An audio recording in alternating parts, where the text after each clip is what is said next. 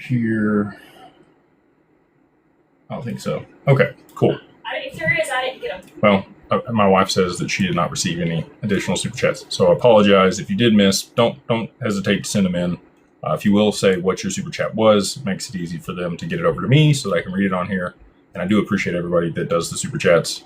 I try to get to all of them, but again, like tonight, I'm going to have to cut it short, and I know I'm going to miss one of these. So without further ado, we'll go ahead and jump into it. Again, appreciate you taking time out of your Wednesday to come hang out here. Please like, subscribe, share, hype it. If you're over there on YouTube, we're on YouTube, X, TikTok, and Facebook. And we'll figure out Instagram at some point. All right. We've got, I'll have to make this a little bit bigger. Silver Eagle Ranch. Cool name. I say, Jake, most of the key YouTube channels like Digital Perspectives, DAI, and even Mickle, saying that we may see an $8 to $24 XRP by 2030. What is your position on that?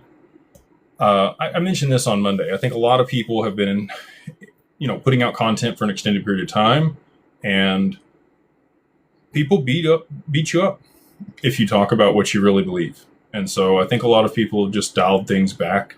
If you'll go back and look at a lot of the content that was made early when people started YouTube channels, they did the math. They understood things. They talked about very high prices.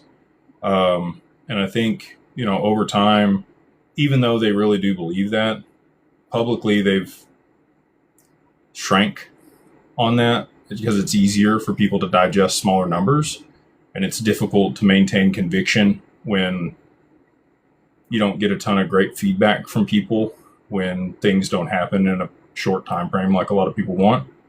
I've done the math. I know where it has to go. I know what the settlement volume is going to be. I can tell you I've had conversations with some of the people that you mentioned there privately, and they mentioned much higher prices to me. We did have, I don't remember which institution came out and they said $24. It may have been,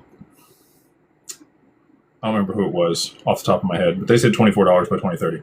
So again, if market cycles and constraints were to remain the same, I would actually agree with that.